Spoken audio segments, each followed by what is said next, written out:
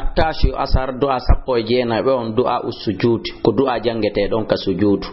on tigi wiya subhana rabbiyal a'la laɓal wodani jeyɗo lam mawnuɗo o towuɗo salasa marrati laabi tati subhanaka laɓal wodanima allahumma ya allah rabbana jomi amin wa bihamdika yettore wodanima allahumma ighfirli subuhun quddusur rabbul malaikatu war ruh ɗum ɗo fo en jangi en firinanen ka du'a ruku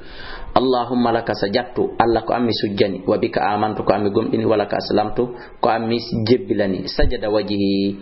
yeso angon sujjani illadi oɗo allahjo khalaqahu taguɗo ngo wa sawwarahu on baadini ngo fa ahsana o labini suwarata o baadi maggo on kango yeso gollegoy wa shaqqa o seeki sam'ahu noppi maggo on wa basara o egite maggo wa tabarakallahu ahsanul khaliqina mawni barki oɗo allahjo moƴƴo tagowo